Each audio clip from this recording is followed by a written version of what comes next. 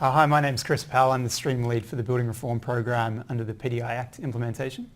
And I'm Anita, the Manager of the Planning Reform Program within DPTI.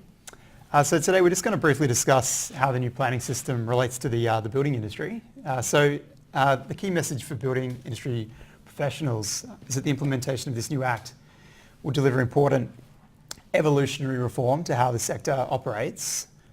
This is in slight contrast to the planning side, which is seeing more of a revolutionary change with the Planning and Design Code. But certainly under the Act, the aim is to ensure that all the building elements that are delivered to the same high standards as the planning elements. So we're keen to say that the purpose of this is threefold. It's to strengthen the building regulatory system in South Australia and to improve compliance with the building rules, to facilitate the creation of a high quality, safe and well-constructed buildings for South Australia, and to assist to promote greater economic investment. Those are the broad objectives. So just moving through the presentation, there's four elements on this slide, and we'll just briefly describe how these impact the building industry and briefly step through these.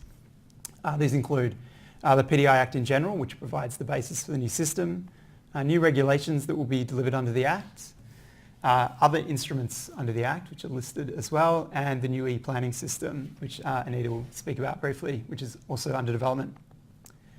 So the PTI Act provides the basis for the reformed building regulatory system. The PTI Act is a planning and development act, which so captures the whole development process, right through from obviously strategic planning through to design, consent, construction, approval, and is as in the current Development Act, ongoing maintenance of things like essential safety provisions. It's critical for practitioners to note that the PTI Act retains the concept of building consent, which with planning consent provides the basis for development approval. So no change in that regard. And building consent also continues to be provided against the South Australian Building Rules, which comprises the National Construction Code, with a new code coming out in early 2019, and any South Australian variations.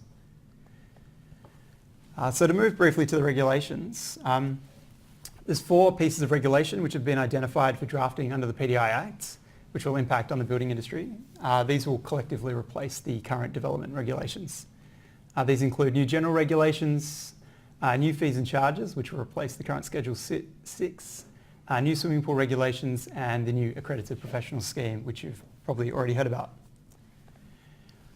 There'll also be other instruments under the Act, including new practice directions and guidelines as necessary, new ministerial building standards, and new inspection policies. So just jumping back for a second, to the general regulations, these will be prepared to better support improved performance, integrity and accountability in the building system. Recently, DPTI has pulled together a building reform working group, we've called it, which was comprised of building officers, engineers and certifiers who have assisted the department in identifying key issues and opportunities in forming the new regulations. That group's met about half a dozen times, and we're taking on board their feedback now. The recommendations of this group will inform the new draft regulations, which will be released in early 2019.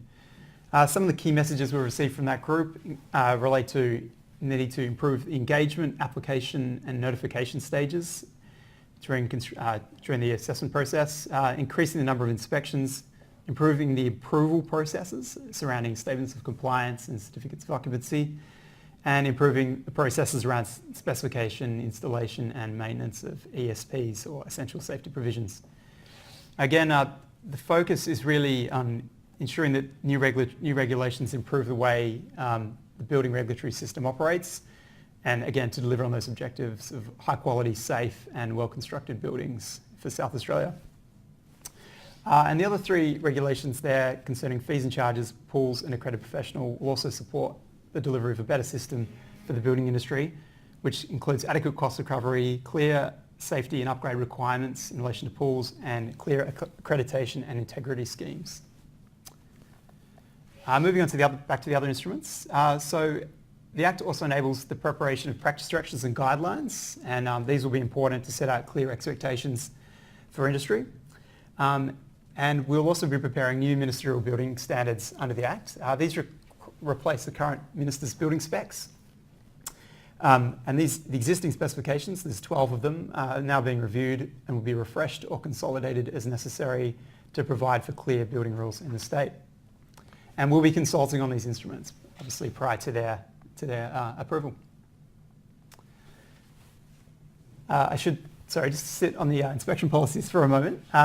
It's important to note that a big change under the PTI Act is that it enables the State Planning Commission to issue new inspection policies. This is in contrast to the current system where councils can generate their own policies. So DPTI sees this as a key reform under the Act, and we're now just beginning the process of analysing current inspection policies as they exist and developing new ones which will be provided to the State Planning Commission for approval via the Commission's Building Committee. It's important to note the intention is that the new policies will have a positive impact on building professionals currently working within council in particular, particularly empowering councils to ensure that buildings in their areas are delivered to a high standard and to ensure that any faults that might be detected on site are rectified as quickly as possible. The message we've heard to date is that councils do want to be doing more inspections, and we'll be engaging in a lot of consultation with councils to look at the best way forward on this issue. Anita, did you want to speak on e-planning? Yeah, I'll just talk a bit about the e-planning solution and how it might apply in the building industry. And in some respects it applies from two different angles. One is if you're actually a builder who would like to construct something and find out how you might go about doing that. And the other thing is if you're actually a building certifier, which is an authority under the PTI Act and able to make certain types of building rules decisions.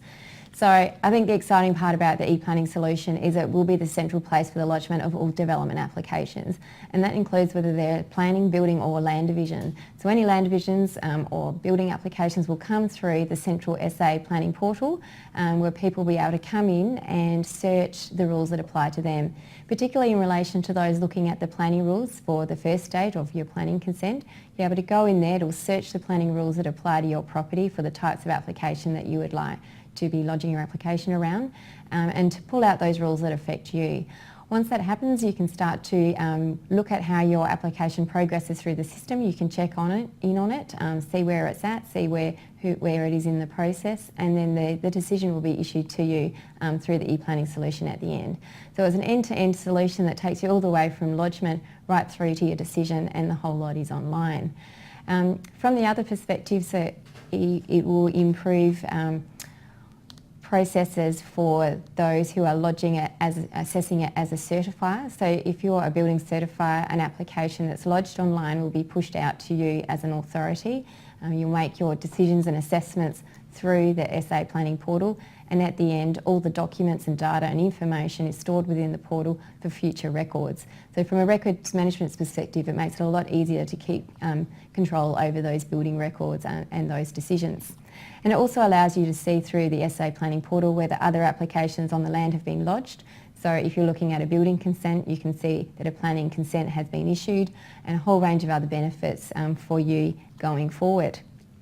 I think for people at the moment looking at the planning system, sometimes it looks overly complex, and not all of the building industry would touch the planning system every day. They certainly know that when it affects them in terms of the planning rules for the local areas.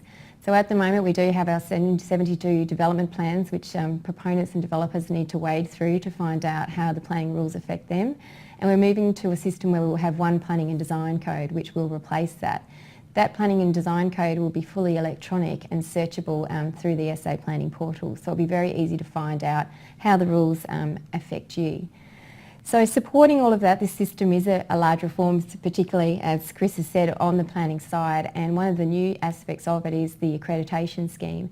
So the accreditation scheme is about building the community understanding of the planning and building profession as professional industries that do make quite serious decisions for our communities. And people have an expectation that the people that are making these decisions are well qualified, have the right level of experience to be making those choices for our communities going forward. So the accreditation scheme is about that and making sure that people have the right experience. We've just finished our consultation around the accreditation scheme, and we've got some really great feedback from people from a whole range of professions, including the building profession. We'll be working with aides and others on master builders, HIA, on how we make sure that that accreditation scheme works really well for you.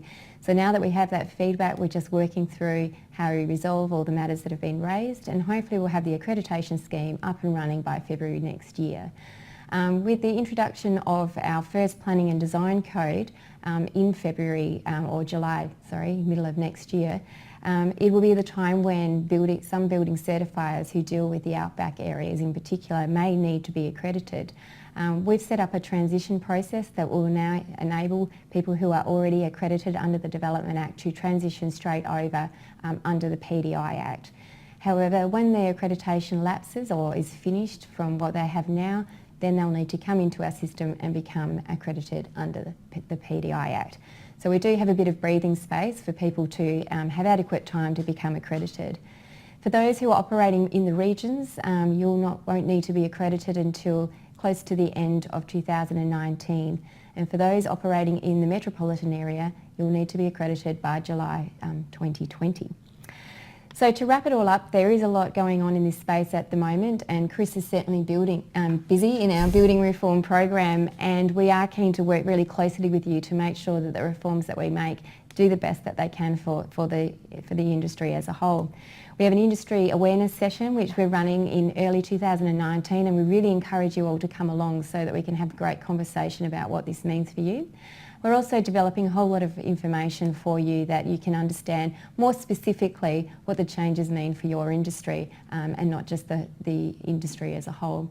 So if you would like to get any more information, of course, you can give Chris a call or myself, or you can contact us at dipti.planningreform@sa.gov.au. Thanks very much.